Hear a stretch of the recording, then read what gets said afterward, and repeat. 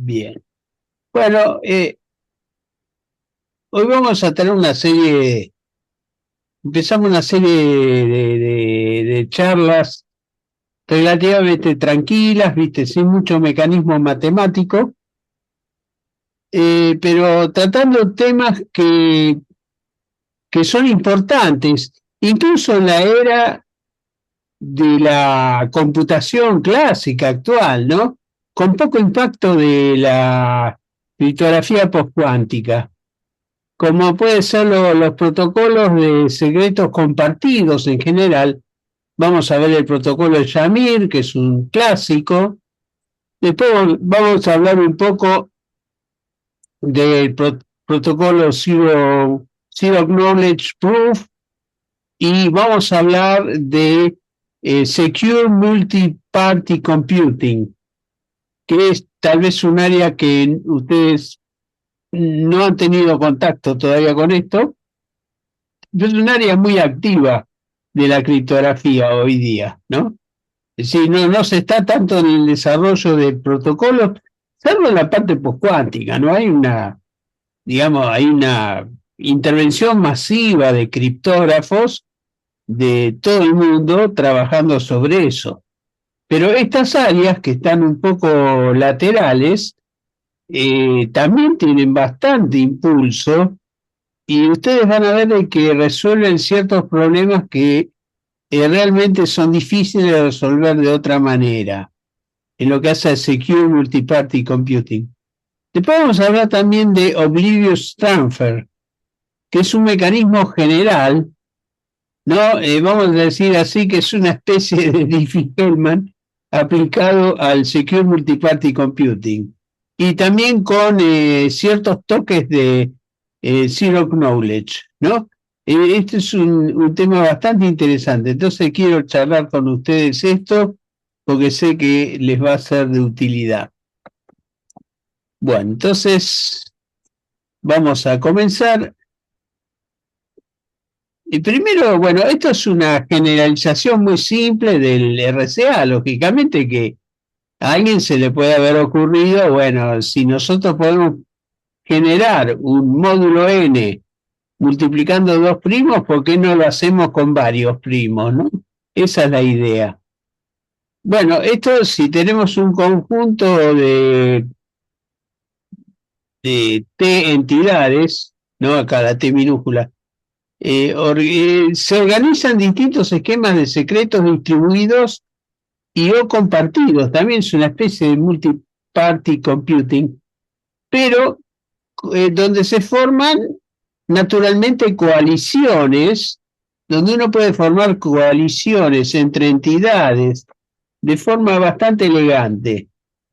Y bueno, si uno tiene este esquema general, uno puede decir de que una coalición entre el usuario uno y el usuario 2 puede generar cifrados que serán leídos por una coalición de los usuarios 3 4 5, ¿no? Con este esquema.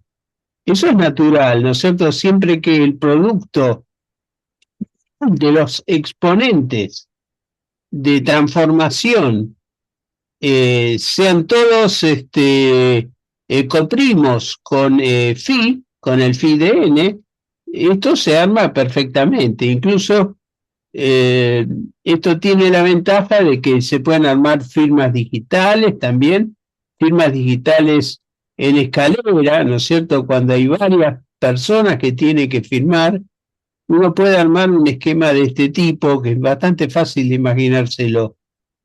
Eh, la desventaja que poseen estos métodos digamos, de coalición de clave, de claves, es que son generalmente de uso único, ¿no es cierto? No se puede usar un cifrado y un descifrado con este esquema y después intentar con las mismas claves hacer una coalición entre el usuario 2 y el usuario 4, por ejemplo, contra el resto porque ya las claves pasan a ser conocidas. O sea, es un esquema de cifrado único o de firma única. Bueno, tiene ese problema, lo cual tampoco sería algo demasiado limitante, porque hoy día es bastante fácil armar un par de claves de RCA de este tipo. Bueno, también para las firmas digitales, como dijimos, acá puede haber una firma conjunta que es bastante práctica para los casos donde haya que tener firmas en escalera, o sea, donde haya distintas jerarquías que van a ir firmando documentos. Bien, primero firma uno, la segunda entidad puede verificar la primera sin ningún problema y aparte puede agregar su firma. Y lógicamente esa va a poder ser verificada por cualquiera que tenga la clave pública combinada respectiva. Bueno, acá hay, digamos, un inconveniente potencial, es que hace falta una tercer parte de confianza, ¿no?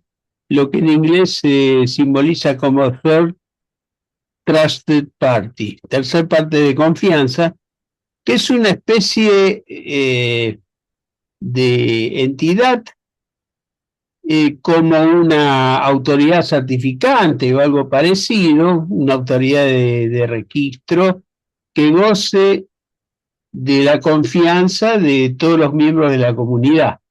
Entonces, si tengo una autoridad certificante en la cual confían varias personas, esta se puede encargar de generar las claves que sean necesarias y distribuirlas. En general, lógicamente, que esto es una suposición fuerte en el sentido de que eh, realmente la tercera parte de confianza no debe intervenir en ninguna de las operaciones sucesivas, ¿no es cierto? Porque esto evidentemente es la que posee toda la información. Y en general no se recomienda para las firmas digitales que se generen lejos del usuario, o sea, el uso normal de justamente la generación de pares de claves público-privada queda reservado a cada entidad. O sea, cada entidad por su cuenta genera su clave privada y lógicamente se hace responsable de su uso. Y acá evidentemente esto ya no se cumple porque por lo menos hay una tercera parte que lo hace. Por supuesto que hay posibilidades de generar estas claves como un servicio en el cual, digamos, este funcionamiento pasa a ser automático, pero también tiene sus problemas, ¿no es cierto? Aparecen problemas en cuanto a la seguridad física de la ubicación del servidor que se ocupe de esto. Así que bueno, está la posibilidad, tiene su utilidad en ciertas, en ciertas comunidades, pero también hay otras soluciones como las de Zero Knowledge que solucionan el inconveniente de la distribución. Bueno, entonces vamos a ir a un segundo aspecto, que es el algoritmo de secreto compartido. Y básicamente es el esquema de Shamir, el que se impuso, ¿no? Shamir es la SDRCA. Acá se impuso este método porque es absolutamente simple y muy fácil de implementar. Por supuesto que acá también hace falta de que una entidad que sea absolutamente neutra y confiable se dedique a armar este esquema. ¿En qué consiste? Bueno, esencialmente es un tema conocido por todos nosotros, ¿no es cierto? Si tenemos un sistema de ecuaciones lineales o no lineales, pero de tipo polinómico, nosotros sabemos que si el sistema tiene n incógnitas metidas adentro, hacen falta n ecuaciones como mínimo para que el sistema esté determinado. Si hay menos ecuaciones que las incógnitas, tenemos un sistema subdeterminado, y si hubiese más, cosa que también a veces ocurre, tenemos un sistema superdeterminado. Pero evidentemente hay un umbral ahí, ¿no?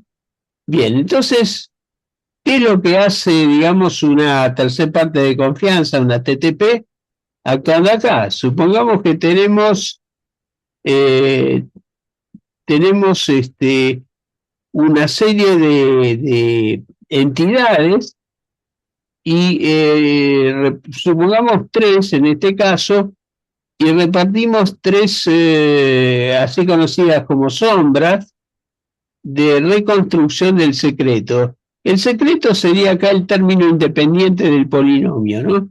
Estamos trabajando con un polinomio cúbico porque hay que resolver tres sombras. Y las sombras son los valores de Y, o sea, del cálculo numérico, de haber asignado los valores A y B como pertenecientes a un ZP en general, o sea, son residuos modulares, las operaciones son modulares también, y de esa manera, nosotros sabiendo que tenemos un valor P' y A y B como residuos modulares del ZP, hacemos lo siguiente. Se eligen coeficientes A y B al azar y se mantiene en secreto hasta elaborar las tres sombras. O sea, las sombras, ¿cómo se elaboran?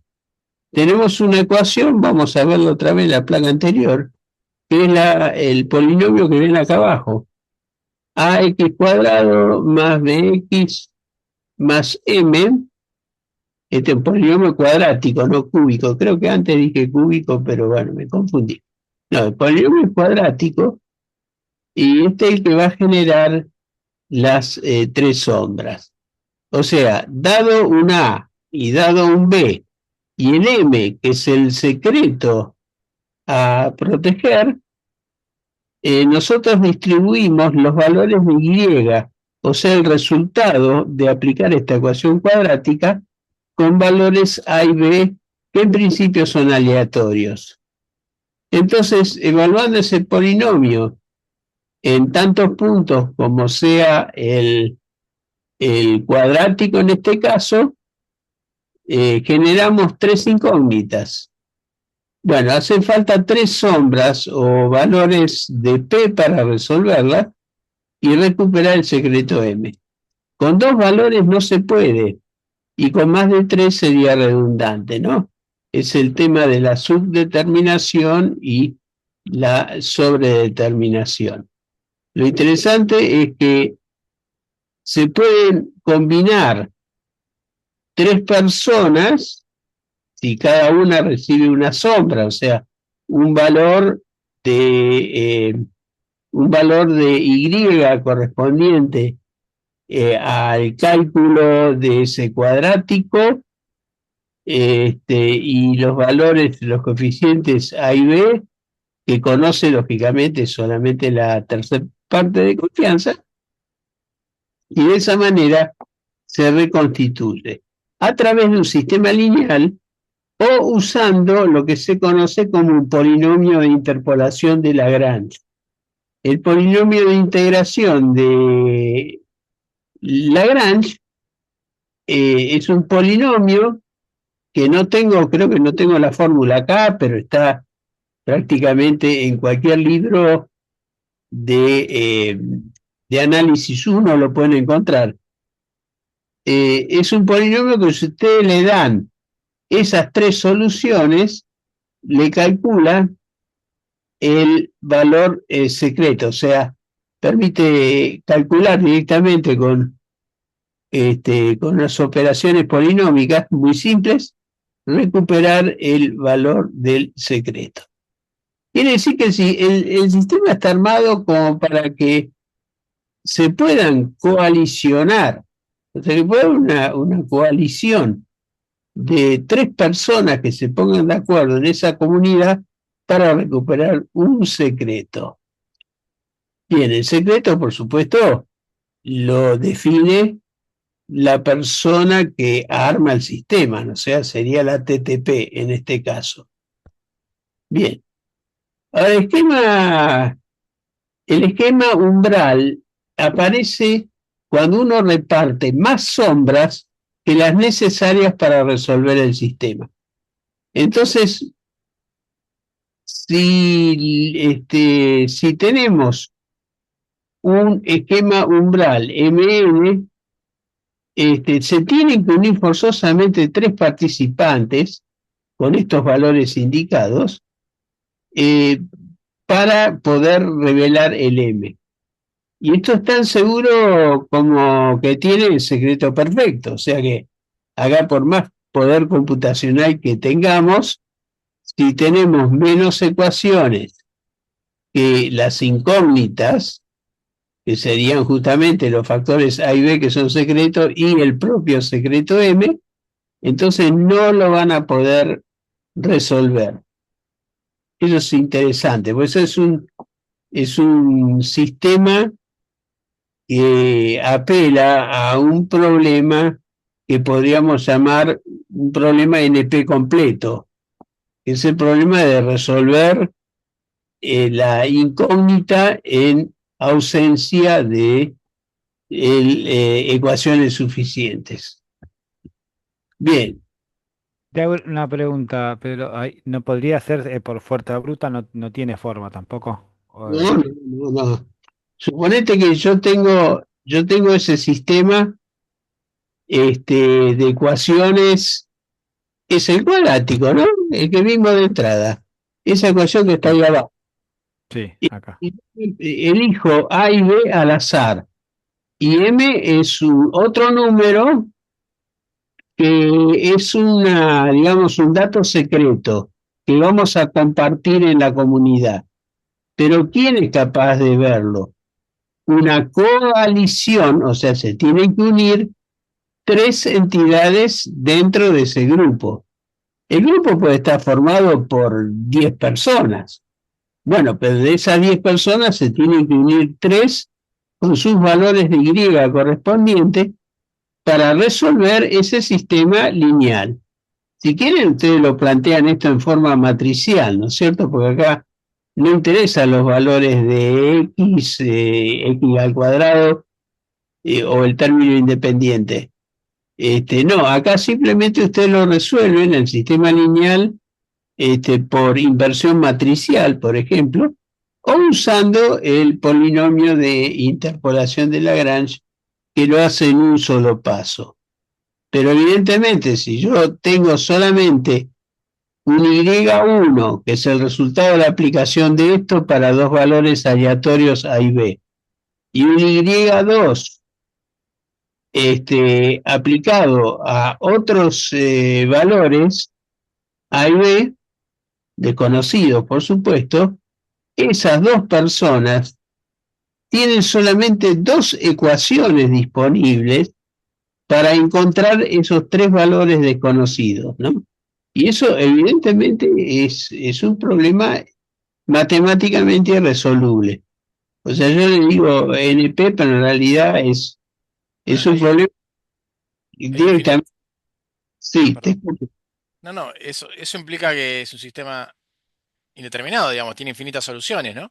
claro, claro, claro.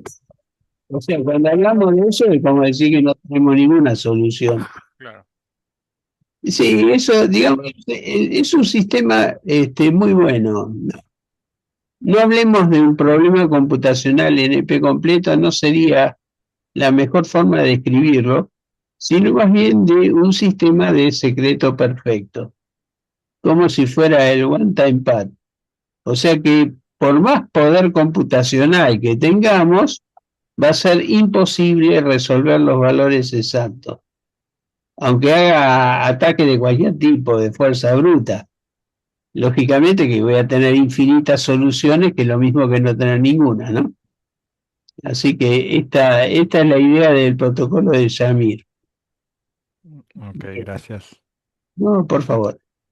Después, eh, una idea que aparece de tanto en tanto en criptografía es el armado de canales subliminales, ¿no? Bueno, esto es esteganografía clásica, ¿no es cierto?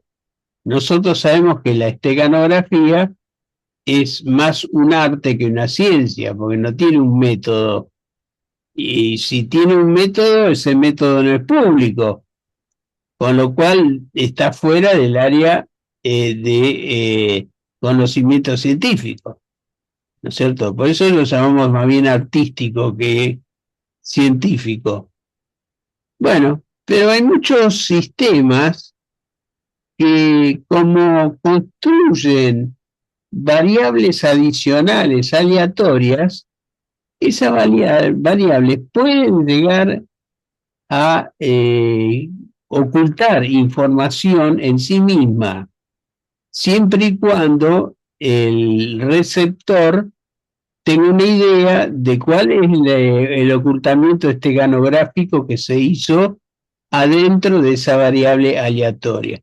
Por ejemplo, en el gamal, ustedes vieron que siempre interviene una variable aleatoria K que actúa como exponente, ¿no es cierto?, adicional sobre la clave pública, etcétera. Bueno, ese K puede servir justamente para armar un canal esteganográfico. Se puede llegar a usarlo como canal subliminal.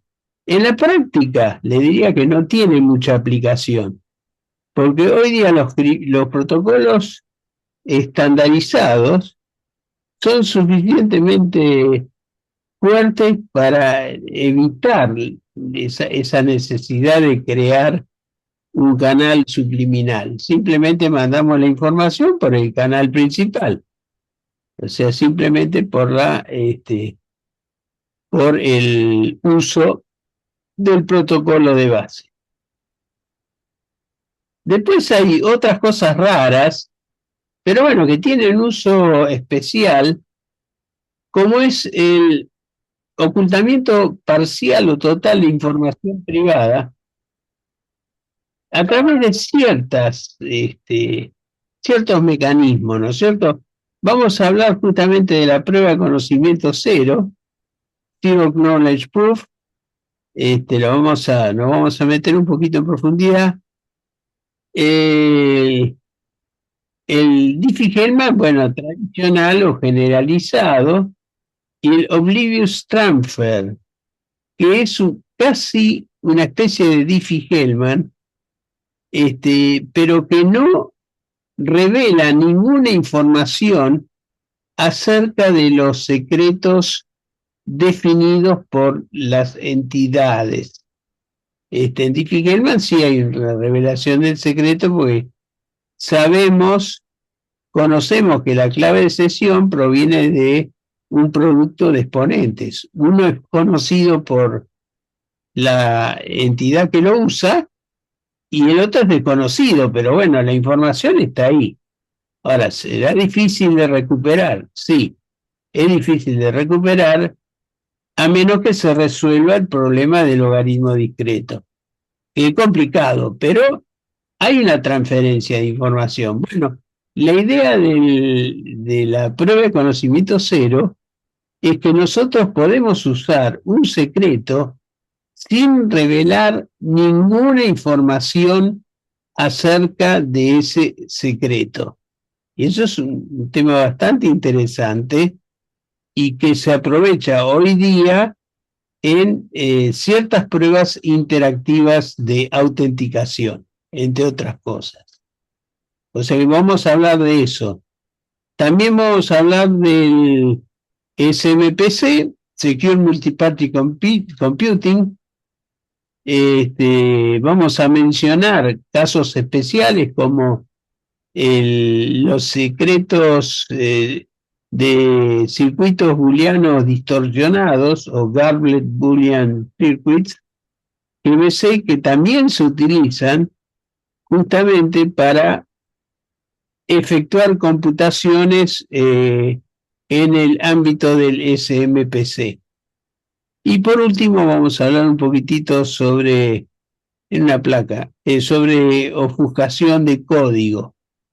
Bueno, la ofuscación de código es empleada, por ejemplo, en todos aquellos casos donde uno quiere evitar el uso de ingeniería reversa, ¿no? Entonces, bueno, hay mecanismos, vamos a hablar un poco de los mecanismos de ofuscación de código que pueden ser de utilidad para desarrolladores que intentan proteger la propiedad intelectual de su código. Muy bien, entonces vamos para adelante. Las pruebas ZKP pertenecen a una categoría general de pruebas conocidas como interactivas. ¿Es una prueba interactiva? Es una prueba en la cual no hay una única comunicación entre un pretendiente que quiere demostrar su identidad, por ejemplo, a un verificador, que normalmente lo hará, qué sé yo, usuario, contraseña y un segundo factor de verificación o lo que sea. Pero no es interactivo, o sea, hay una pieza o piezas de información que viajan del pretendiente al verificador. Imagínense un cliente y un servidor, un home banking o lo que sea, que nunca le responde al pretendiente, sino simplemente actúa como un receptor pasivo de esa información y trata de validarla. Muy bien, entonces, en este caso no, hay intercambio entre ambos. Hay un verificador que acepta o rechaza la demostración del pretendiente. Bueno, y la demostración normalmente consiste en convencer al verificador de algún enunciado. Por ejemplo, y este es el caso práctico, demostrar que se posee un secreto S o que se posee la identidad que se espera para autenticarse, ¿no? Bueno, entonces yo puedo mostrar eso, pero lo tengo que hacer a través de un esquema interactivo. Cada entidad ejecuta las siguientes acciones. Recibe un mensaje de la otra parte, salvo al inicio del intercambio. Ejecuta un cómputo privado y manda un mensaje a la contraparte, salvo al final del intercambio. Y esto se repite R veces. ¿Por qué? Ustedes van a ver de que acá hay posibilidad de fraudes, pero se hace, el esquema siempre está armado para que la probabilidad de fraude, de impersonalización, se puede reducir tanto como uno quiera, simplemente controlando el número de ciclos que va a tener la prueba interactiva. Bien, entonces acá tenemos un ejemplo de un pretendiente que quiere acceder a algún servicio, por ejemplo, y el verificador, que es la contraparte, que por supuesto el verificador desconfía del pretendiente y que hace lo siguiente: cada entidad de estas posee lógicamente sus parámetros, que serán privados. El pretendiente comienza la prueba enviando una pieza de información conocida como testigo, el testigo inicial. Lo elige al azar. Es muy importante que los testigos y los desafíos que van a ser la respuesta correspondiente del verificador, que sean aleatorios. El testigo normalmente es una cadena, un string binario, ¿no? Eso va a ser. Ahora, ¿qué hace el verificador? El verificador genera un bit, un solo bit como desafío. O sea, genera un 1 o un 0. y en base a ese 1 o 0 que haya elegido al azar, es muy importante que lo haga en forma aleatoria, el pretendiente genera una respuesta. Esa respuesta será también una cadena binaria, ¿no?, de ceros y unos, pero que tiene la característica que tiene que ser consistente con el testigo y el desafío recibido. Consistente porque hay algún tipo de mecanismo o función que permite verificar que la respuesta emitida por el pretendiente coincide con el testigo inicial recibido y el desafío enviado por el verificador. Entonces, una vez que el verificador recibe una respuesta correcta, pasa a repetir esto una cierta cantidad de ciclos. Porque estos esquemas están armados de tal manera que siempre hay una posibilidad de acertar el ciclo por parte del pretendiente en forma totalmente aleatoria, sin necesidad de usar su secreto. Entonces, evidentemente, esto es una debilidad expresamente construida para este tipo de protocolo. Bien, entonces, el protocolo ZHP es simplemente un caso particular de esta acción. O sea, acá lo que se hace es generar una prueba interactiva en la cual la persona pretendiente en ningún momento indica cuál es el valor del secreto que posee. Simplemente trata de convencer de que él tiene el secreto. La premisa que tiene que cumplir la prueba ZKP, que un solo bit del secreto que se filtre invalida la propiedad ZK. O sea, puede haber un protocolo de autenticación que no cumpla con el requerimiento de esto, o sea que se filtre parte del secreto. Bien, es posible, pero en ese caso deja de ser una prueba de conocimiento cero. La ventaja de la prueba de conocimiento cero, que el secreto, como nunca se da a conocer información acerca del secreto, hace de que el protocolo sea reusable, o sea que se puede volver a usar todas las veces que uno quiera, sin tener el miedo de que durante ese ciclo se esté filtrando algún tipo de información sensible. Bueno, entonces, esta prueba funciona normalmente de acuerdo a un esquema que es fácil de imaginar, y apelamos a un modelo de la prueba ZKP, que es el problema del laberinto.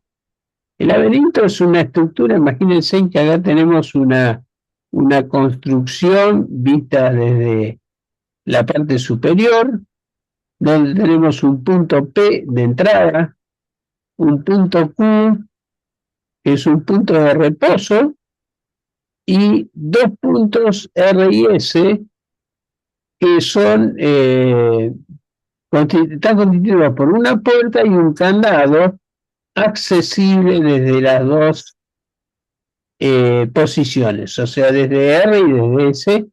Esa puerta está cerrada, pero el candado es accesible.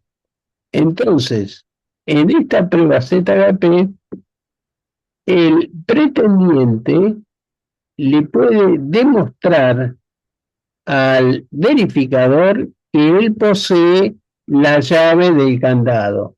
O sea que él puede pasar libremente de R a S o de S a R. O sea, el pretendiente puede hacer eso. Por supuesto que lo va a poder hacer si posee la llave correspondiente.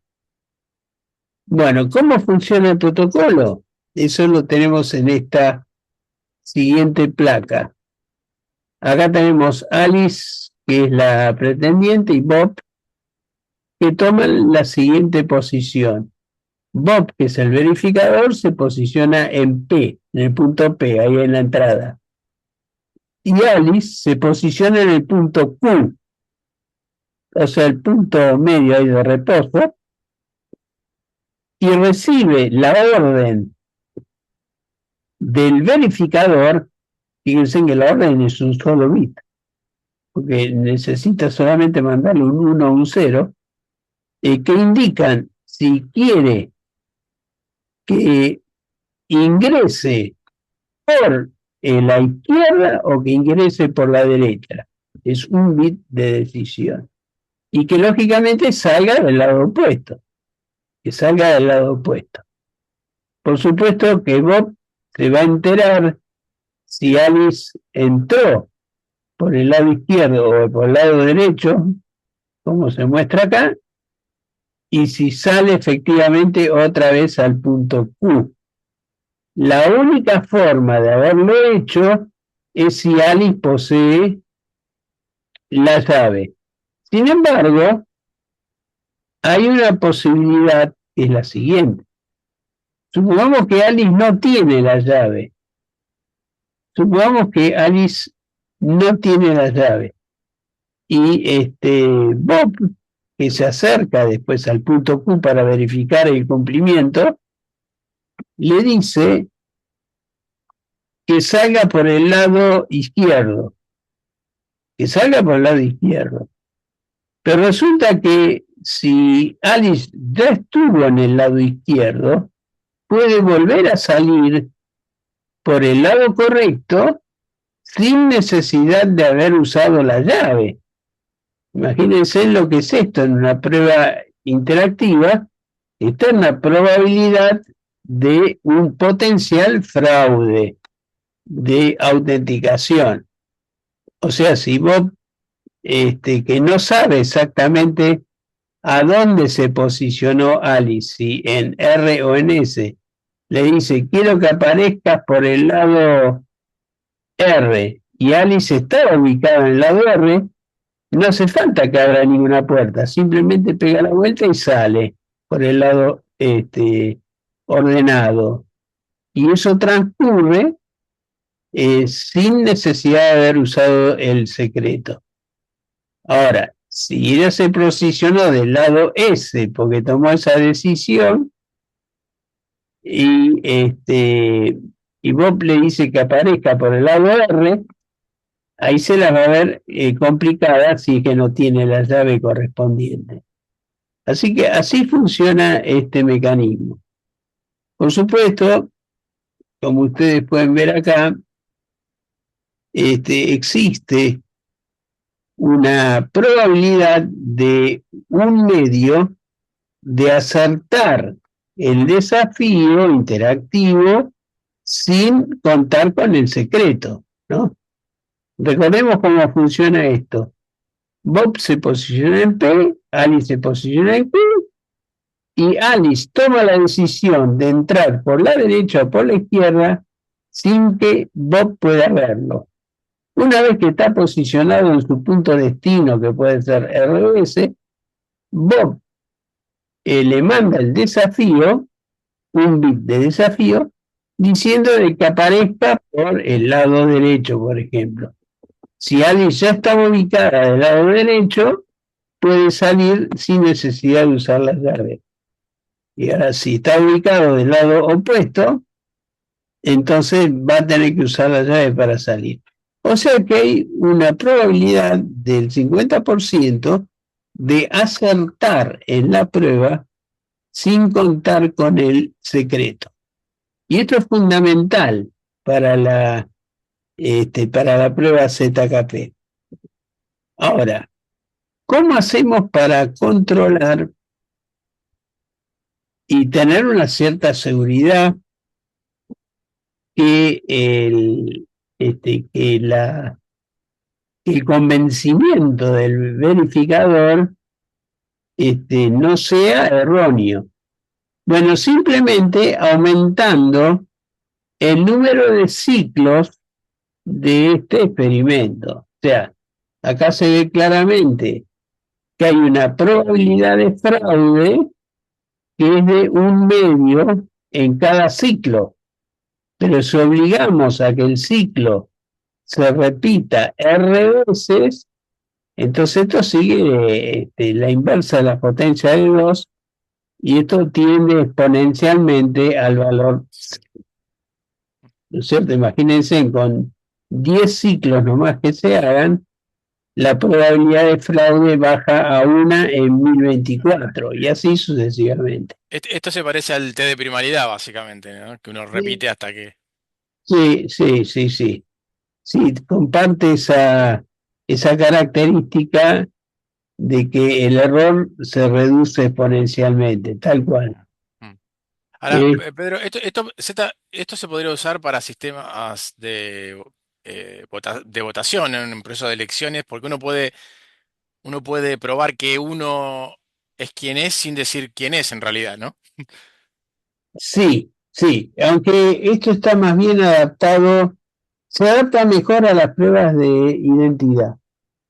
Pero bueno, uno podría buscar la vuelta de darle ese aspecto, ¿no? Pero de eso se ocupa más bien el Secure Multiparty Computing, Mm. ¿no? Es otro aspecto que ahora vamos a tratar, que se dedica específicamente a la computación entre muchas partes. Y acá tenemos digamos, este es un juego interactivo entre dos entidades solamente. Pero bueno, se adapta mejor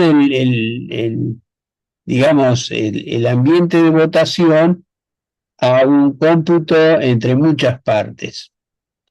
Así que bueno, después lo vamos a ver con por lo menos lo vamos a delinear. Bueno, las características de la prueba de entidad cero son las siguientes, que son esenciales. El verificador no puede aprender nada del protocolo.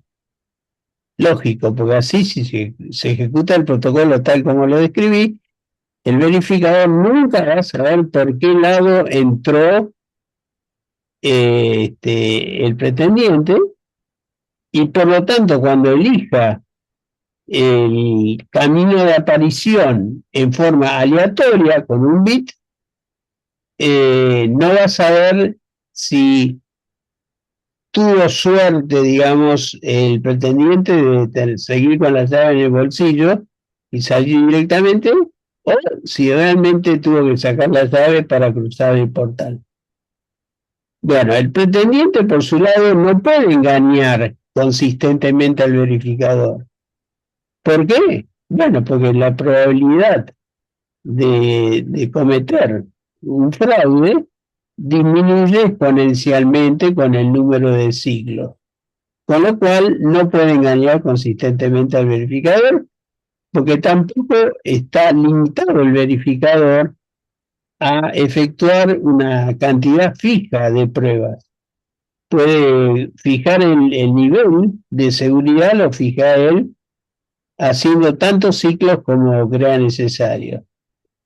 Bueno, el verificador no puede engañar consistentemente al pretendiente, justamente porque no aprende nada. Y tampoco puede fingir ser el pretendiente. O sea, si intercambiamos los roles y el verificador se quiere poner en lugar del pretendiente, no lo va a convencer nunca, porque en algún momento va a fallar su suerte, digamos, de haber elegido el camino de salida fácil, ¿no? Fácil sería sin usar la llave. Así que tiene bastante sólido esto. Tiene tres propiedades que uno las puede estudiar después en detalle. Básicamente es la integridad, solidez y la prueba de conocimiento cero. La integridad se refiere a que si las entidades son honestas, el protocolo es exitoso. Entonces la probabilidad de éxito se acerca asintóticamente a 1.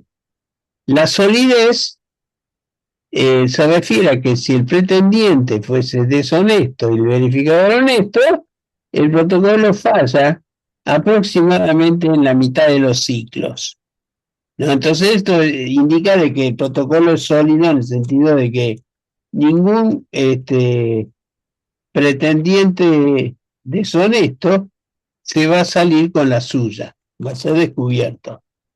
Y la probabilidad de conocimiento cero se refiere a la existencia de un algoritmo conocido como simulador. Esto es relativamente complejo de entender, pero un algoritmo simulador es aquel que genera reportes de sesión sin intervención de las partes y cuyo reporte justamente es indistinguible de los reportes genuinos que uno llegue a armar. Entonces, si uno tiene estas condiciones, no es fácil armar un simulador, cuesta trabajo. O sea, en general, si uno tiene ideas al respecto, puede consultar la bibliografía, pero no es algo sencillo de concretar. Bien, ahora vamos a entrar en el capítulo de la Secure Multiparty Computing. Bien, computación multiparte asegurada se refiere a que una entidad que una comunidad que se desconfía mutuamente, o sea, cuando no hay confianza entre las partes, tiene que calcular algo que es función de valores secretos aportados por cada una de las entidades, ¿no? Imagínense, por ejemplo, el caso más simple en el cual hay que calcular, por ejemplo, una suma de valores, pero de tal manera que las entidades aportan esos valores y hay una tercera parte de confianza que está metida ahí en el medio, que lo que hace es calcular una función de esos valores ingresados. O sea, lo que hace es calcular justamente esa función.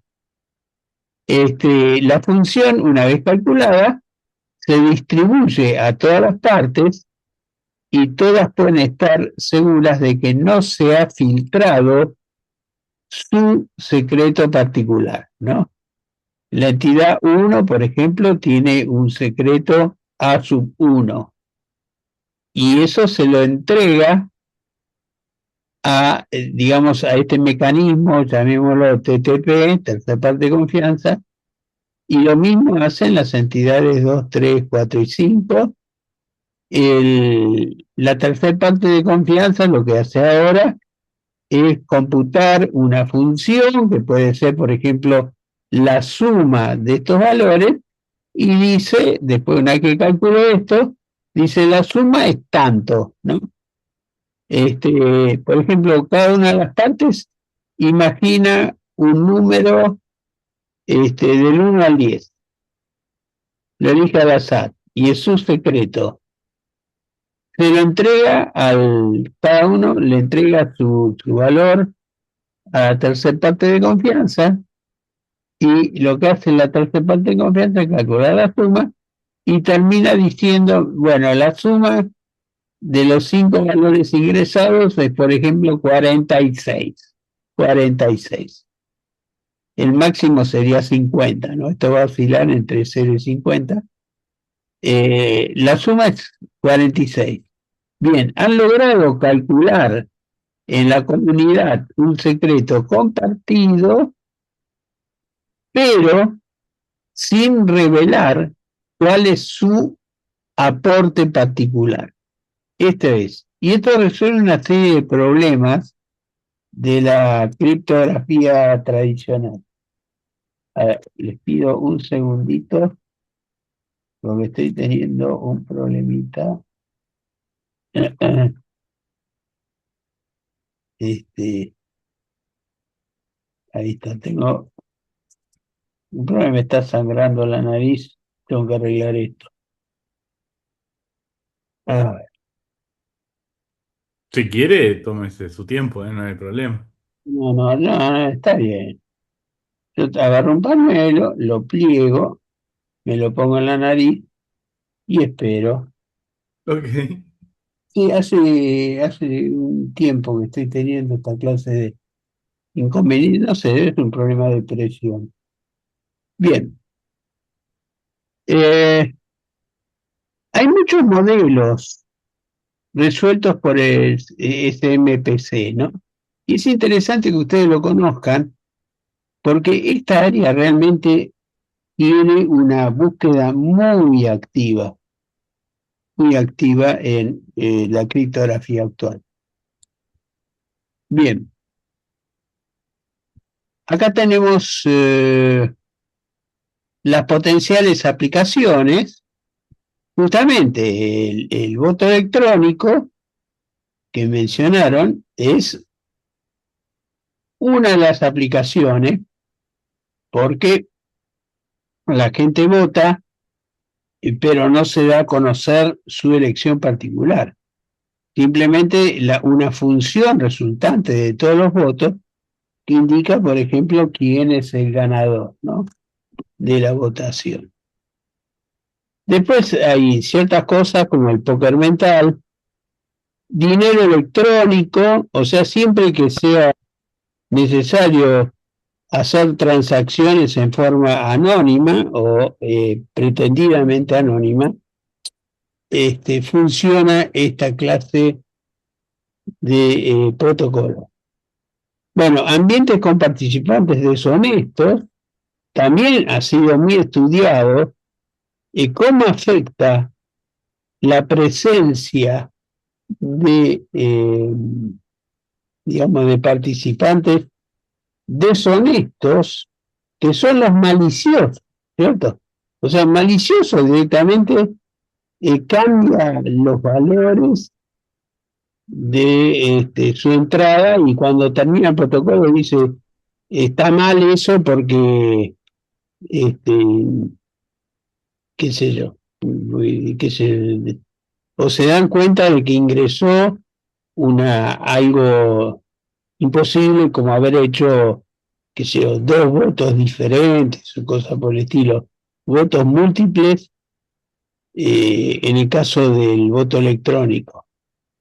Y los participantes semideshonestos, que es otra categoría, que respetan los protocolos, pero intentan extraer información. O sea, un semi-honesto es aquel que intenta aprovechar el protocolo para extraer información acerca de datos que no le competen conocer. Después, hay ambientes con participantes virtuales o identidad oculta. También un caso típico es el caso de los remates. O sea, cuando uno hace un remate, la gente ofrece, hace una postura y finalmente hay una parte que decide la venta y, digamos, otorga el valor sin la necesidad de dar a conocer los pasos intermedios. Por supuesto, esto en remate presencial no funciona, ¿no? En presencial yo veo directamente quién está ofertando y cuánto oferta. Pero supongamos que sea un remate virtual, o sea, a través de un sitio de remate donde hago ofertas que solamente conozco yo y conoce el que recibe esa información, o sea, que va a calcular después a quién se adjudica el bien.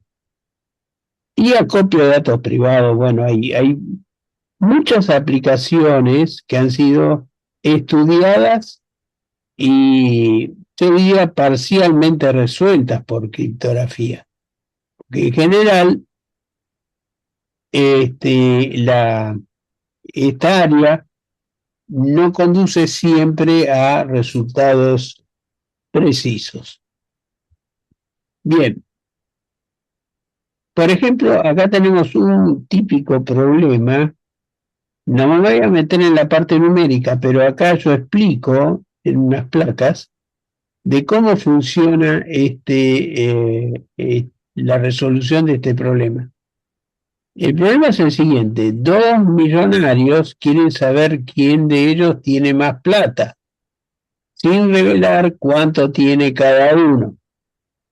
Bueno, esto puede ser interesante, por ejemplo, en un ambiente de proof of stake, que es uno de los mecanismos que se utilizan en minería de criptomonedas, ¿no? El otro es proof of work. Bueno, el proof of stake es cuánta plata tiene y generalmente se asigna prioridad a los que tienen más plata. Entonces, para no dar a conocer cuánto tiene cada uno, hay un mecanismo de Secure Multiparty Computing que permite resolver esto. Entonces, dos millonarios quieren saber quién de ellos tiene más plata sin revelar cuánto tiene cada uno. Bueno, eso se hace a través de este protocolo que fue descubierto por Yao inicialmente. Acá se pone en práctica con un protocolo desarrollado por dos chinos.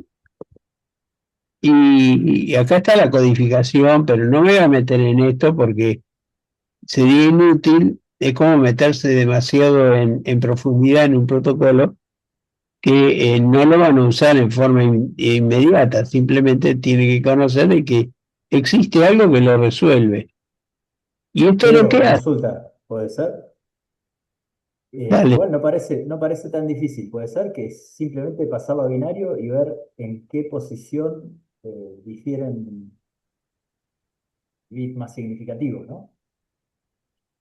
Sí, en el fondo es eso lo que estás diciendo vos. Ajá.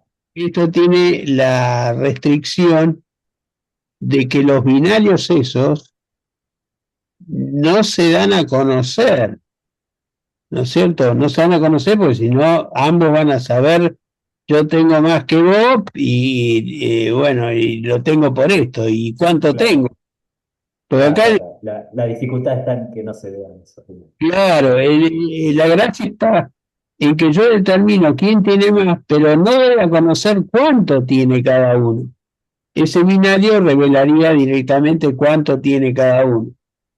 O sea, ni siquiera la parte que calcula tiene que estar en condiciones de conocer cuál es el monto disponible por cada uno. Simplemente tiene que decidir quién de los dos tiene más activo, más capital. Bueno, esto, digamos, está vinculado también con lo que se conoce como criptografía homomórfica. Bueno, ¿qué es la criptografía homomórfica? Es un viejo problema desde que se crearon las bases de datos. O sea, yo puedo guardar en una base de datos, que es un Oracle, puedo tener campos encriptados. Por ejemplo, tengo la nómina de todo el personal, desde el director general hasta el último cadete, lo tengo enrolado con el sueldo correspondiente. Eso es correcto, pero el sueldo es un campo encriptado, ¿no? Esa es la restricción. Entonces, siempre se persiguió la intención de poder hacer operaciones sobre los campos encriptados sin necesidad de transformarlos a texto plano, ¿no?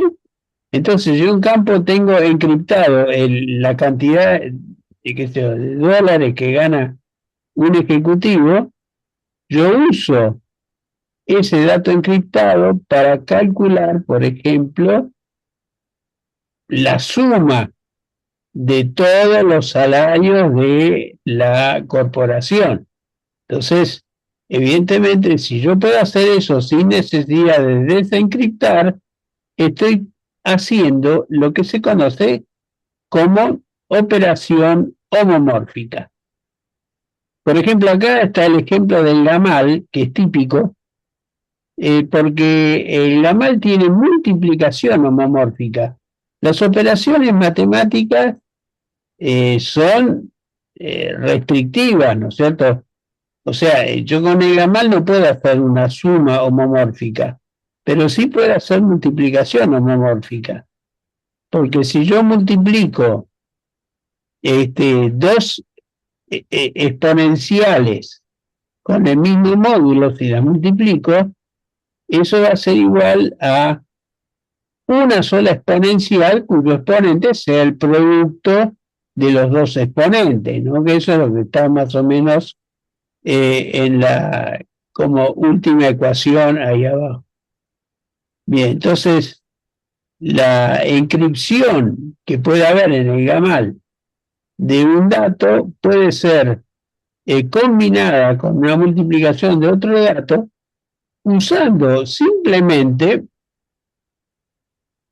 esta posibilidad homomórfica, o sea, de trabajar directamente con los datos cifrados. Es muy difícil construir esto no es fácil, pero hay bastante esfuerzo computacional para tratar de resolverlo.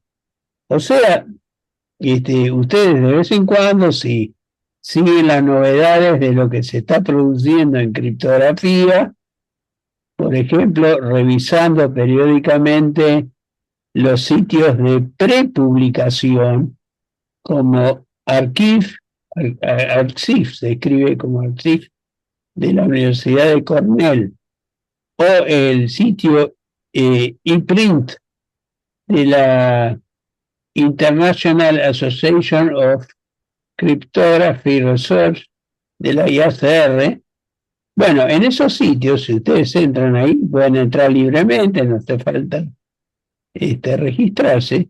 Ustedes pueden leer todos los trabajos que se van publicando día por día. Y eso en general lo usamos todos los que trabajamos en criptografía, ¿no es cierto? Yo prepublico habitualmente, después lo pasaré a publicación, lo mandaré a una revista para que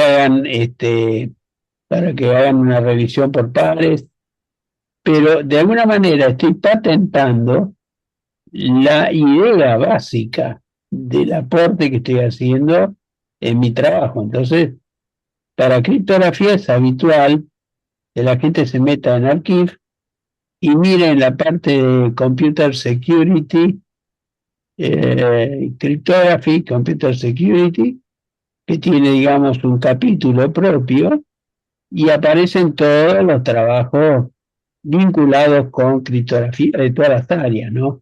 Ahí van a encontrar trabajos sobre postcuántica, como trabajos sobre Secure Multiparty Computing o lo que sea. Y bueno, de esta manera ustedes también van a encontrar ahí trabajos, hay un área bastante activa sobre lo que es la computación homomórfica.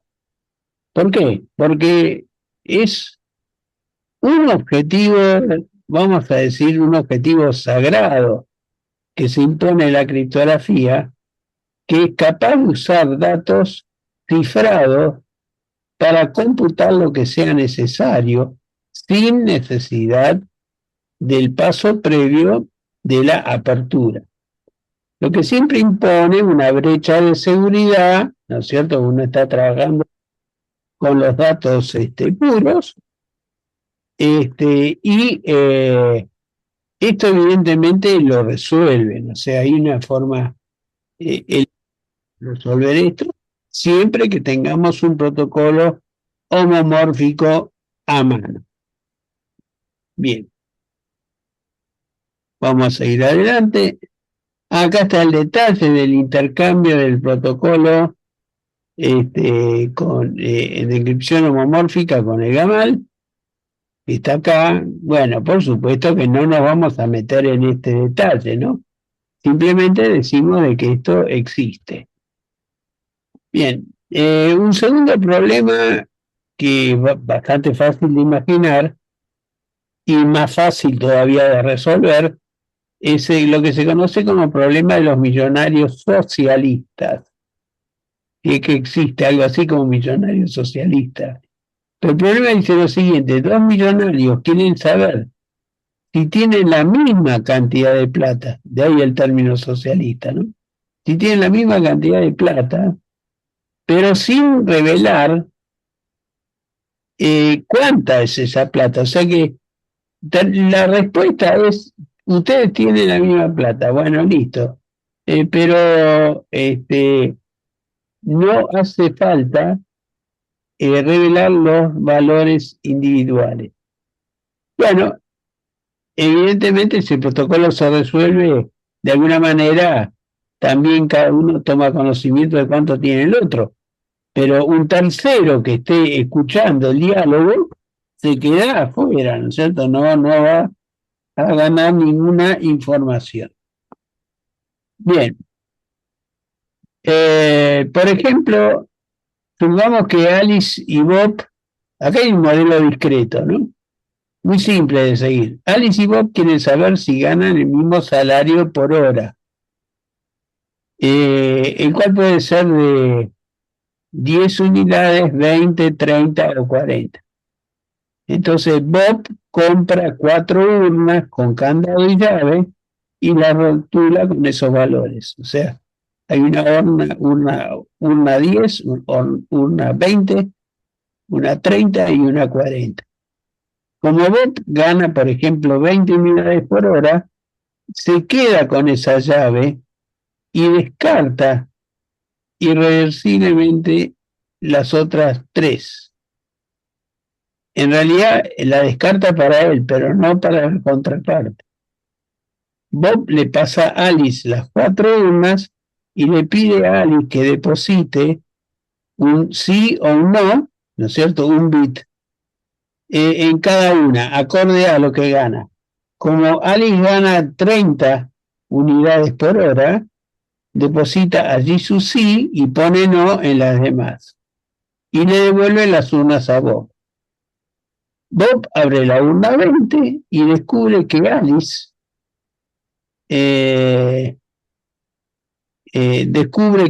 gana otro valor. Y le anuncia a Alice que no coinciden sus valores.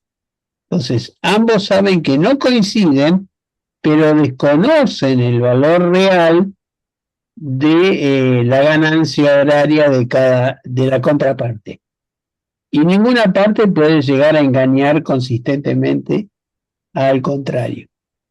Fíjense que es bastante simple el planteo, y esto muestra cómo dos personas se pueden poner de acuerdo si tienen el mismo salario o no, sin revelar. Bien, entonces acá existe una variante que la menciono simplemente por interés, pero es bastante compleja, ¿no es cierto? O sea, para meterse en esto es como que hay que quedarse pensando un buen rato. Eso le pasa a todos, me pasa a mí también. No es que yo sea un experto en esta área, pero los circuitos, estos circuitos transformados, permiten hacer un cómputo, porque quieren saber, por ejemplo, dos entidades si pueden llegar a colaborar en un proyecto, pero no quieren dar a conocer sus preferencias a la contraparte. Bueno, esto aparece, por ejemplo, hay un famoso problema que es el problema de los generales, a ver, ¿cómo se llamaban esto? Los generales, bueno, eran los no sé si eran los unos o en general, tenía otro nombre, no, ahora no me acuerdo bien. El problema, Bizantino puede ser, Pedro. Bizantino. ¿Puede ser?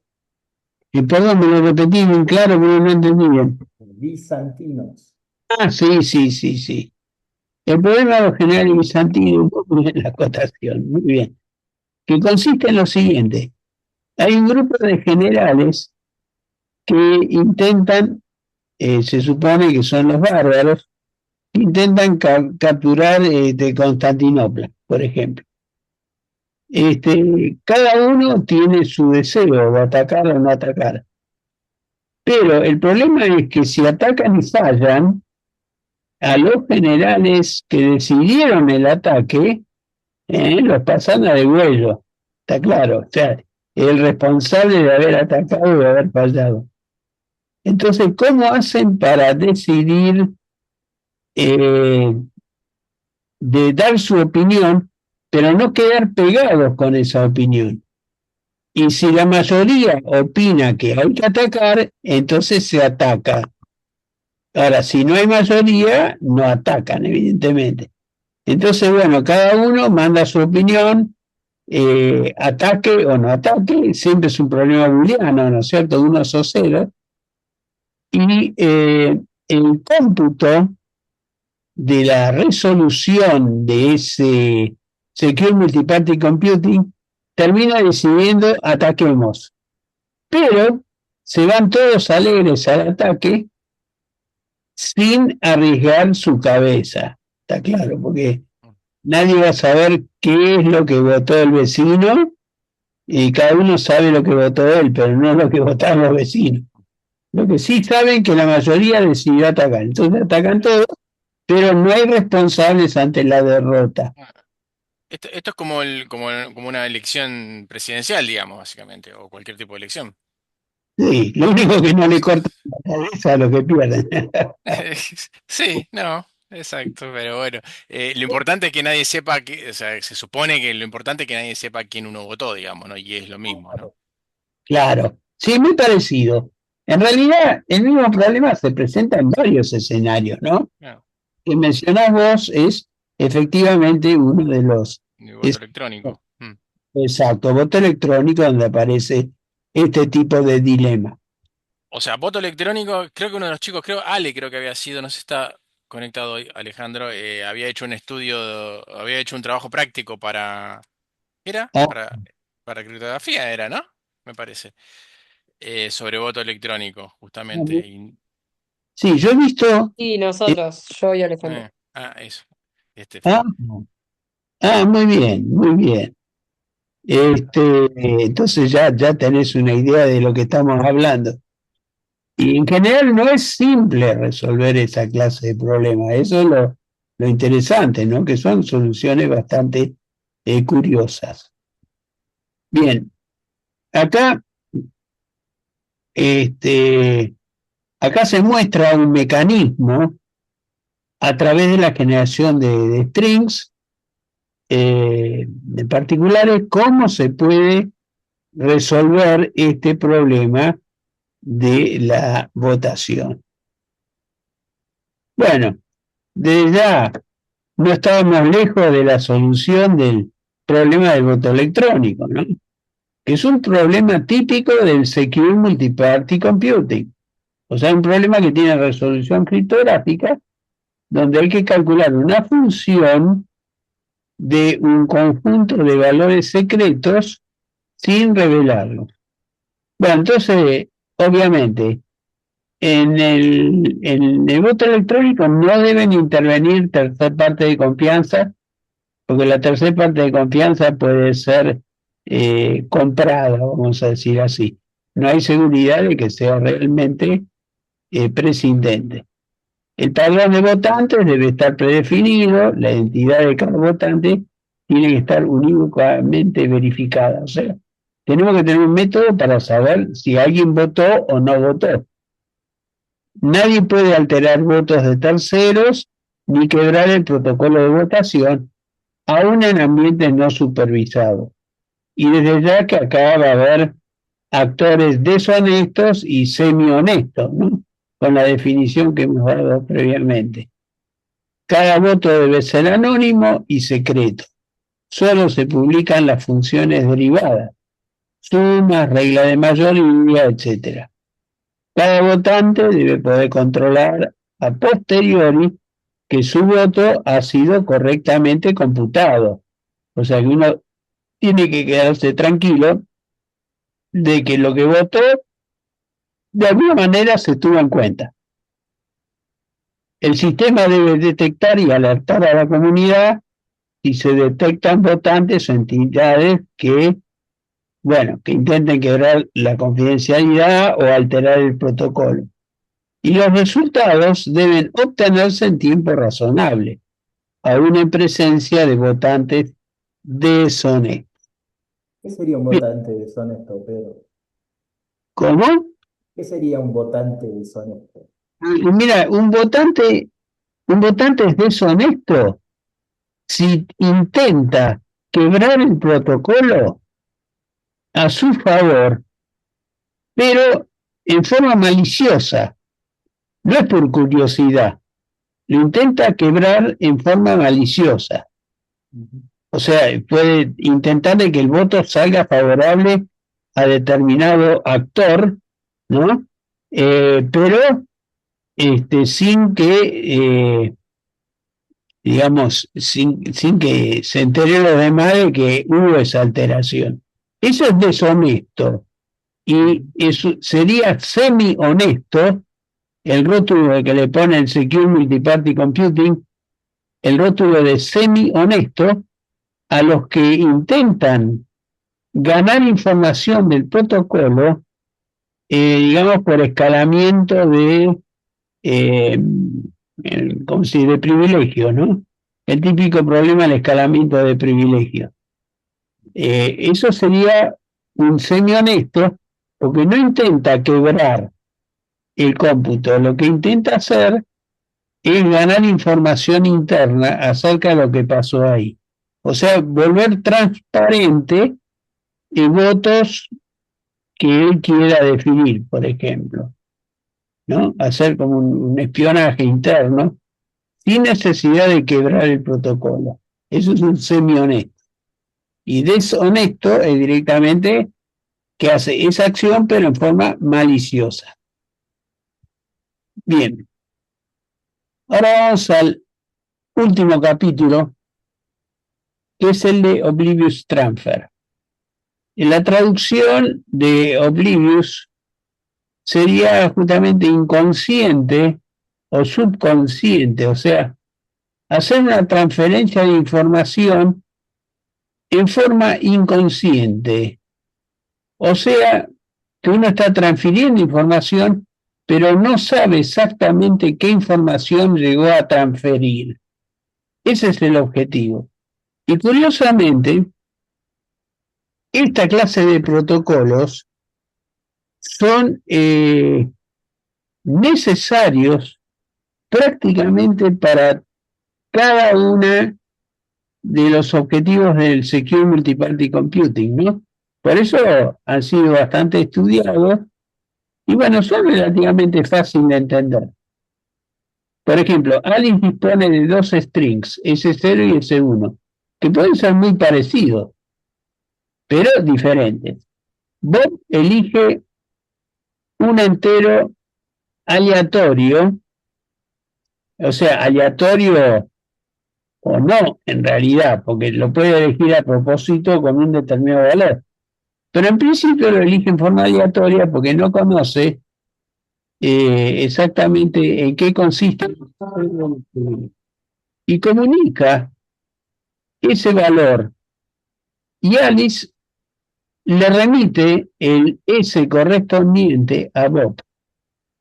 Y este protocolo de intercambio tiene la ventaja de que Bob no recibe la información acerca del string que no eligió. Solamente recibe el string, el documento o el string correspondiente a su elección, 0 o 1. Y Alice desconoce el valor de la elección de Bob, o sea, si es el 0 o el 1. O sea que ninguno puede repudiarse ni engañar al otro. Eso es lo fundamental del Oblivious Transfer. Y acá, bueno, acá tenemos algunos de los trabajos que han sido publicados, que han sido simplemente acá mencionados en esta placa, pero no tengo la referencia exacta de qué es lo que es.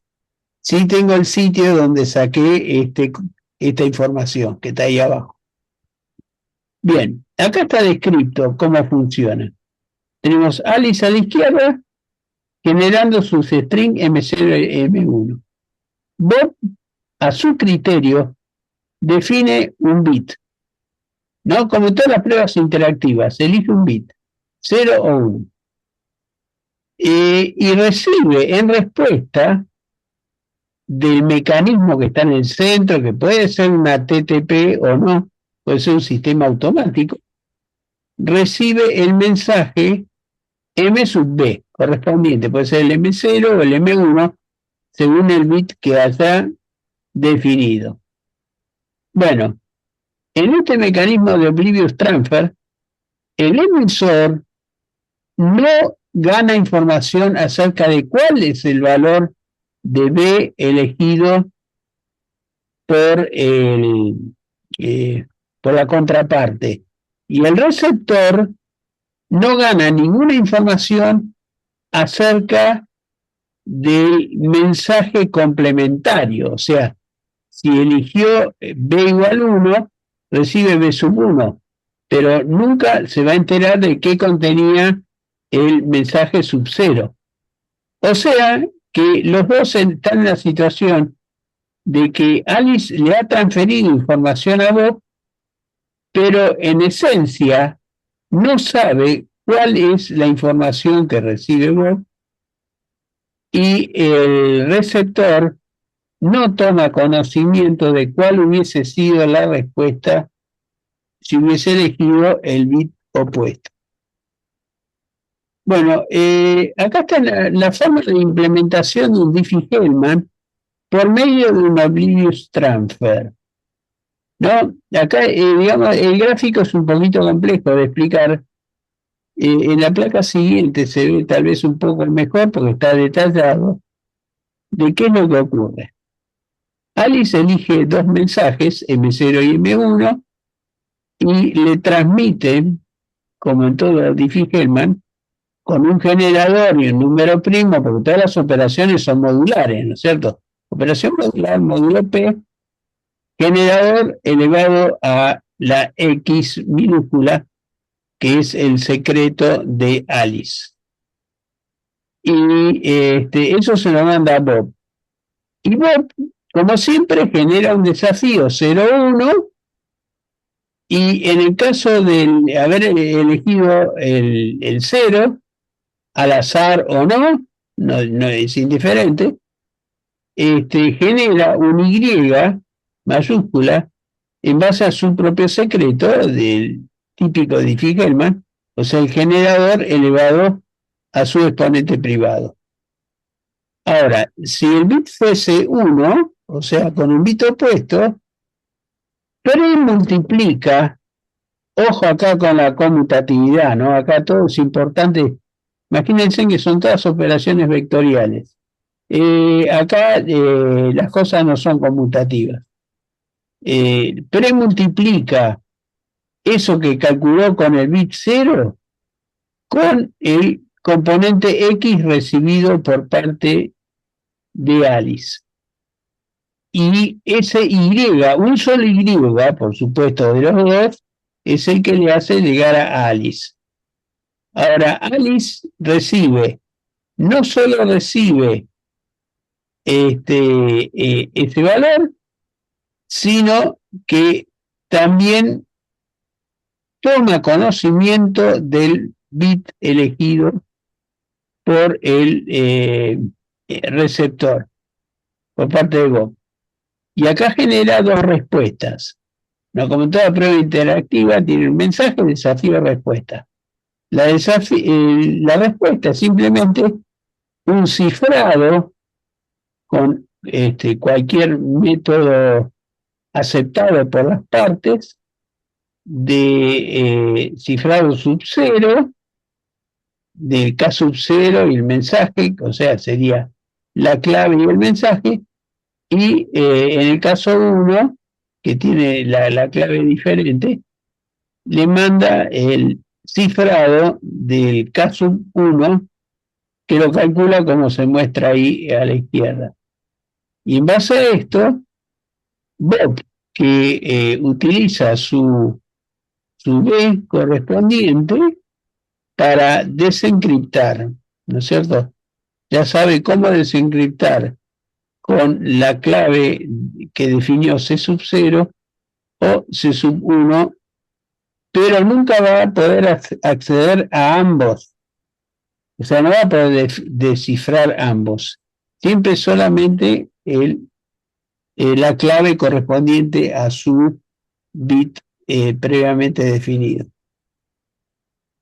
Bueno, acá esto es básico, este es Oblivious Transfer, pero el mecanismo básico me pareció que es bastante interesante como lo presentan acá en este trabajo.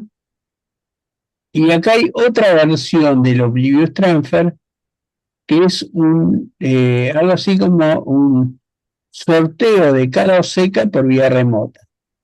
Es decir, ¿cuándo se puede dar esta situación? Supongamos que hay dos ajedrecistas que definen jugar un partido de ajedrez, para lo cual tienen que sortear quién empieza con las blancas. Bueno, un esquema trivial pero inválido sería de que, por ejemplo, Alice le diga a Bob: mira, yo voy a tirar una moneda, si sale cara ganas vos, si sale seca ganas vos.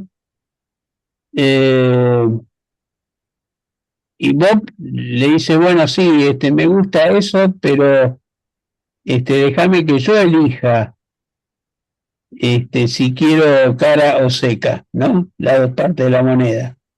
Bueno, alguien le dice que sí, y Alice, después de un tiempito, le dice: mira, tiré la moneda y salió cara y gané yo. Bueno, Bob lo tiene que aceptar, pero evidentemente eso no funciona, porque eso se presta a un potencial fraude, ¿no es cierto?, por parte de Alice. Entonces, este mecanismo de Oblivious Transfer permite hacer sorteos del tipo cara seca o 1 o 0 en vía remota, ¿no? Y lo hacen de la siguiente manera. Alice elige dos primos grandes, P y Q, y manda a Bob el producto. Por supuesto, Bob no va a poder factorizar ese producto sin resolver el problema de la factorización. Ahora Bob elige un entero aleatorio R para que R pertenezca al ZN, o sea que sea menor que N. Y luego calcula el residuo modular del cuadrado correspondiente. O sea, lo que hace es calcular la raíz cuadrada, está calculando la raíz cuadrada de R, módulo el N, y le envía esa raíz a Alice. Ahora, Alice, como está en posesión de P y Q, puede calcular las 4 raíces cuadradas de Z. Hay 2 raíces que dependen del primer primo y las otras 2 raíces pertenecen al segundo primo. Bueno, en general 4 raíces cuadradas, y sea X' menor de X y menos X. ¿Por qué? Porque son valores positivos los que se circulan ahí. Entonces elige la menor. Y lo mismo pasa con Y. Bueno, genera justamente el Y módulo el segundo primo, y que son los menores los valores. Y hay que notar que el valor de R es evidentemente, o sea, el cuadrado modular es o bien X' o bien Y'. Ahora, Alice elige al azar cuál es la correcta, A o B, y se la envía a Bob. La posibilidad será de que Alice sea equivalente a un cara y B un seca. Bob anuncia el resultado, cara o seca, informando a Alice el valor de R. O sea, le manda el valor del cuadrado modular. Muy bien, entonces el protocolo funciona bien porque Alice no tiene idea del verdadero valor de R. O sea que su elección es 100% aleatoria. Bob desconoce uno de los valores X' y Y, porque como no tiene P y Q, no puede calcular las 4 raíces. Y tampoco puede modificar el R después del sorteo, porque el valor que él informó no dejaría de ser válido. O mejor dicho, dejaría de ser válido. Entonces, de alguna manera, Alice puede verificar que Bob no la está engañando. En esencia, ninguno de los dos puede engañar al otro, y de esta manera se hace un sorteo en un mecanismo que podríamos llamar de Oblivious Transfer. O sea, esto es interesante porque resuelve un problema entre en la comunicación de dos entidades que se desconfían mutuamente, pero que tienen que ponerse de acuerdo en algún tipo de decisión. Bien. Después acá tengo una serie de condiciones fundamentales del voto electrónico, que realmente no me voy a meter en esto porque es demasiado, llevaría mucho tiempo hacerlo. Lo que sí les llama la atención de que hay un informe de una Electronic Society que en los avances en criptología publicó en el 2017 un trabajo muy elaborado sobre el voto electrónico. Pero esto es un problema más político que criptográfico, o sea, no tan técnico, sino más bien un problema político, que es el problema de la aceptabilidad de estos mecanismos. O sea, que un país o una entidad decida poner en marcha un voto electrónico, requiere convencer a propios y a rivales de que el mecanismo no contiene ninguna falla que pueda ser aprovechada por partes deshonestas. Y por eso, bueno, ahí tiene, evidentemente, hay muchos requerimientos ahí adentro. No es fácil armar esquemas de voto electrónico, y por la experiencia que tengo yo, por lo menos, con lo que se efectúa en voto electrónico acá en la Argentina, no hay ningún sistema que tenga el acuerdo de todas las partes involucradas. El tema, Pedro, que esto es sumamente complejo de explicar el mecanismo de cómo funciona. Esto probablemente no lo entienda nadie, ni nosotros lo entendemos. Estamos estudiando esto. Imagínate la gente común, ¿no? Exactamente. Y Entonces, en general las partes se desconfían mutuamente. O sea que yo no asumo de que el gobierno me está vendiendo la verdad, ¿no es cierto? Más claro. bien voy a pensar mal, voy a pensar que a ver dónde me metió la trampa, ¿no es Sí, cierto? bueno, qué sé yo, cada área política tendría que tener un criptógrafo Sí, experto, ¿no? Que sí. pudiera confiar en él, digamos, ¿no? ¿Cierto? Pero siempre el criptógrafo experto puede ser Y claro, exacto. O sea, está la vulnerabilidad está en la persona, ¿no? No en el método en sí mismo. El método es perfectamente seguro.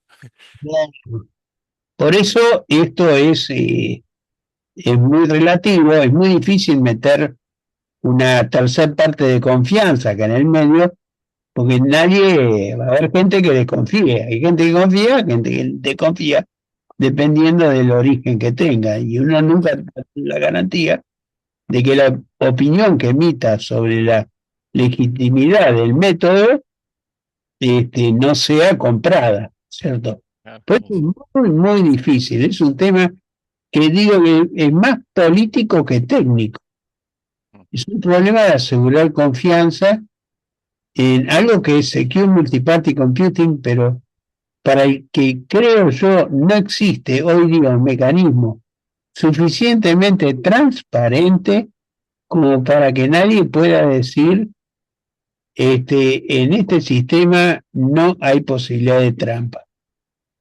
Encima, como todos los cómputos se hacen por medios informáticos, uno no sabe qué es lo que contiene el programa, si no tiene puertas traseras o tiene algunos mecanismos ocultos, bien disimulados. Bueno, No, pero técnicamente cada persona que vota, digamos, cada votante podría verificar que su voto no fue alterado, digamos, ¿no?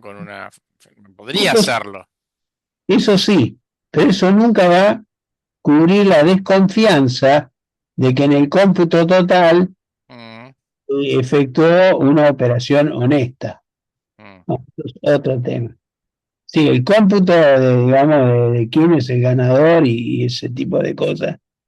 Esto sería bárbaro en una sociedad de gente honesta.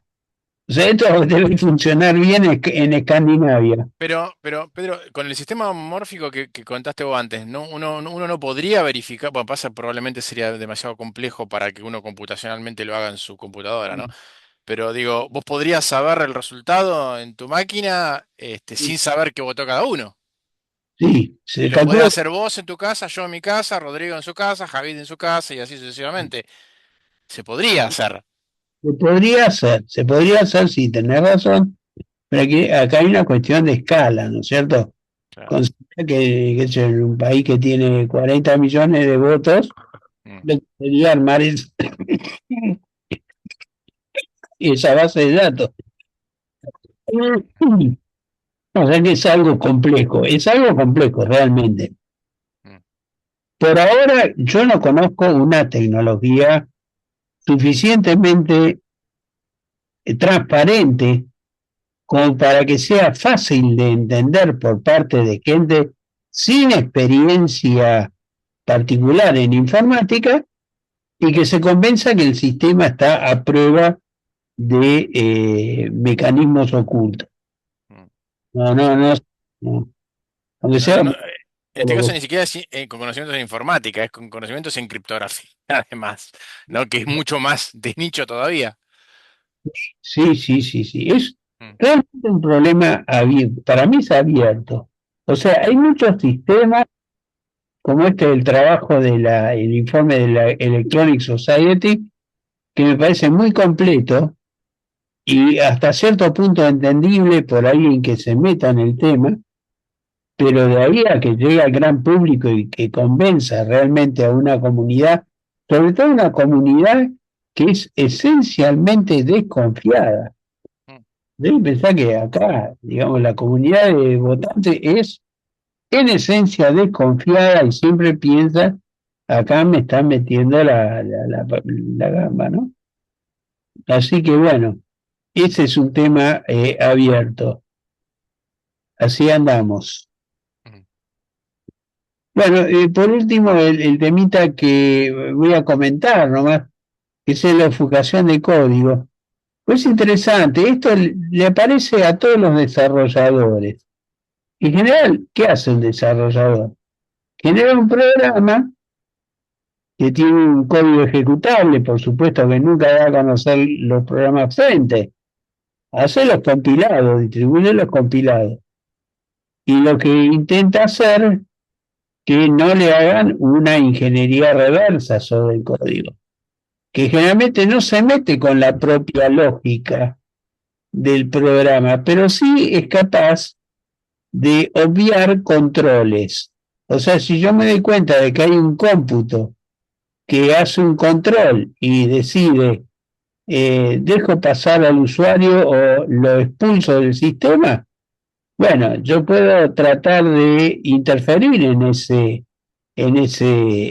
código, en ese selector, que será un if, o algo parecido, de tal manera de hacerle un bypass al programa, estar en posiciones, por ejemplo, de usarlo como usuario registrado. Bueno, no es casualidad, y digamos que casi todos los que estamos en este trabajo, en alguna medida hemos usado programas en forma no autorizada, ¿no es cierto? O directamente craqueados y bueno, y justamente gente que hizo ingeniería reversa y encontró la forma de, eh, ya sea generando claves válidas, a bloquear los mecanismos de control interno. Bueno, ¿cómo se logra esto? Bueno, primero de todo es esteganografía, ¿no? Dejemos de claro que esto es artístico, más que científico.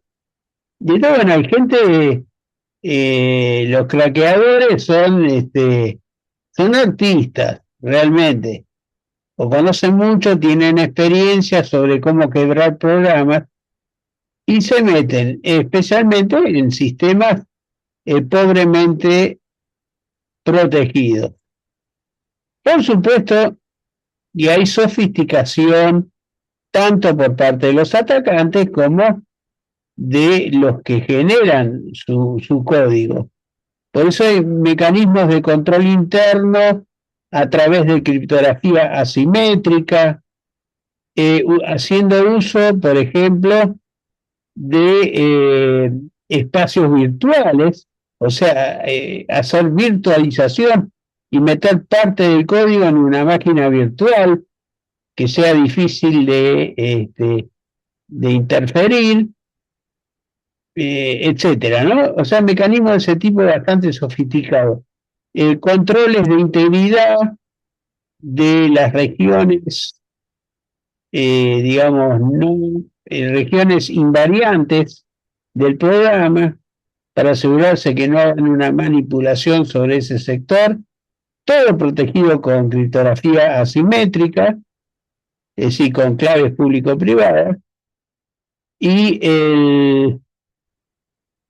utilizan también el bloqueo de los decompiladores, como me recuerdo el programa ICE, se escribe como el hielo, ¿no? ICE, que lo que hace es una decompilación de programas, generando, por supuesto, todas las variables nuevas que tendrán un código numérico, simplemente no son variables que indiquen nada en particular, pero en las cuales uno pueda seguir el flujo de información y descubrir cuáles son los sitios que conducen a la interrupción del programa, o sea, el bloqueo del potencial usuario que quiere usar el programa sin tener la autorización. Bueno, una posibilidad es usar código polimórfico, a lo cual evidentemente han recurrido muchos malware, ¿no es cierto? Todos los virus polimórficos son virus que tienen un núcleo que altera el código cada vez que se copia este virus, ¿no? O sea, cada vez que haya una copia, del programa, en una viral, ¿no es cierto? Estamos hablando de un malware. Cada vez que hay una copia del malware, lo hace cambiando las instrucciones. Bueno, ese programa automodificante tiene el talón de Aquiles. ¿Cuál es el talón de Aquiles de los códigos polimórficos? El núcleo que efectúa los cambios. Porque el núcleo que efectúa los cambios se puede modificar también, pero de alguna manera mantiene la estructura de la acción que va a realizar. Entonces siempre hay un núcleo que es susceptible de ser atacable por ingeniería reversa y termina bloqueando ese malware. Porque los malware tienen los malware polimórficos, ya sea un virus o un gusano, lo que sea, tienen la ventaja que resisten los ataques de antivirus que se basan en firmas, o sea, en determinados strings que identifican al malware. Y al ser polimórfico, lo modifican al string y a veces basta cambiar un solo byte para que el sistema no sea reconocido por su nombre y apellido.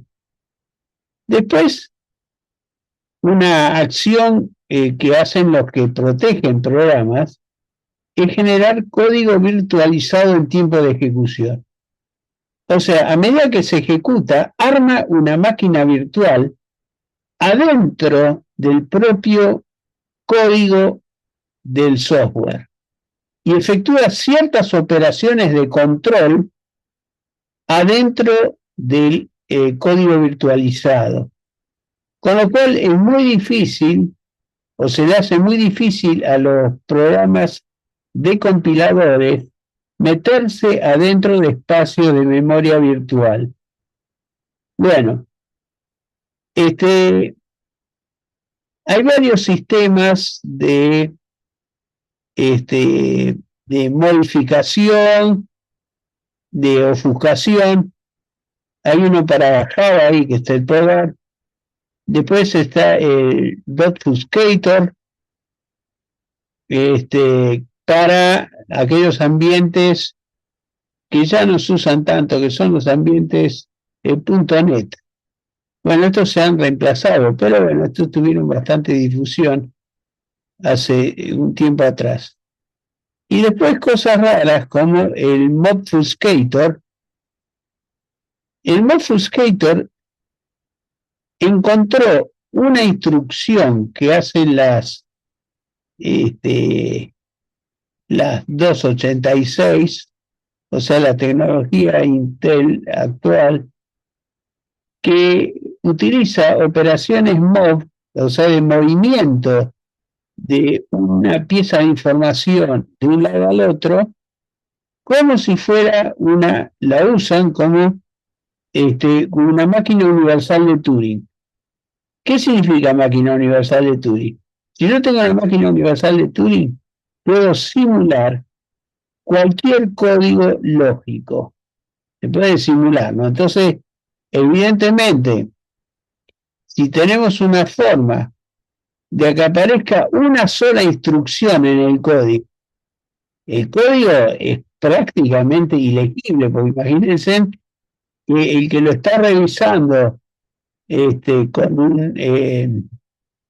un decompilador como el ICE, lo único que va a encontrar son instrucciones MOV, la única instrucción, y después decisiones lógicas tomadas sobre esa parte del código empleada por MOV.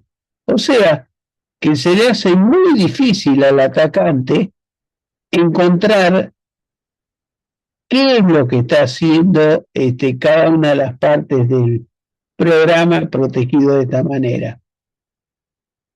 Bueno, si alguien en algún momento se interesa sobre esto, yo tengo los trabajos de Mobfuscator, y donde está descrita también la máquina que efectúa este trabajo, porque ustedes le entregan un código plano, por así decirlo, y se lo transforma en instrucciones MOV.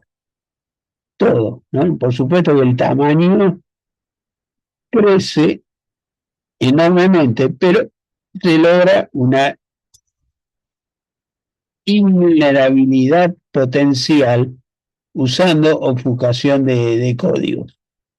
Que bueno, si uno está desarrollando un programa realmente valioso, lo que menos quiere es que alguien le quiebre las barreras de seguridad en cuanto a la licencia, ¿no? Porque eso va a permitir, si uno quiebra licencias, evidentemente, lo va a poder usar sin haber abonado el importe correspondiente a la compra de la licencia. Bueno, eso es un poco el tema de la obfuscación de código. Yo me he tenido que meter bastante en este tema porque he desarrollado ya hace tiempo, ya estoy un poco grande para hacer esto, pero me he metido bastante en este tema porque me acuerdo de un programa que se lo vendí en una empresa que había armado con Hugo, que es Firmas Digitales. Le vendimos un sistema para transacciones cifradas en forma simétrica a ¿cómo se llama?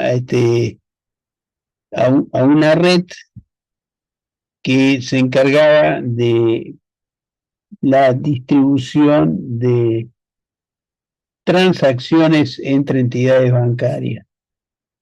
Y era un programa que llevó bastante tiempo desarrollarlo y había que protegerlo. Bueno, de los primeros momentos entonces donde me puse a estudiar el tema, descubrí, tal vez hoy día lo haría más fácil con inteligencia artificial, ¿no?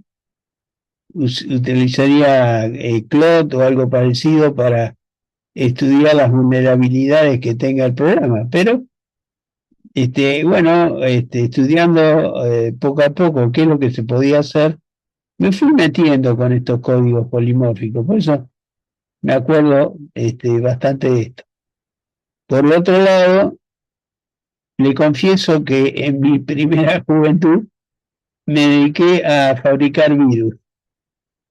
Por suerte, nunca hice un daño, no provoqué daños con eso, pero lo estudié para aprender, justamente, para aprender Assembler, con una Z80. Bueno, así que un poco de experiencia tuve con esto, ya estoy totalmente afuera de eso, me costaría una barbaridad meterme de vuelta, ¿no? Pero estas son cosas que hay que tener en cuenta. Así que esta es una posibilidad que hay que tener en cuenta si uno en algún momento se convierte en desarrollador de un sistema que quiere llegar a proteger. Es prácticamente imperativo meterse en ofuscación. Bueno, ya con esto, yo prácticamente creo que esta es la última placa. A ver, no, para abajo. Acá están los problemas en los cuales puede intervenir la ofuscación.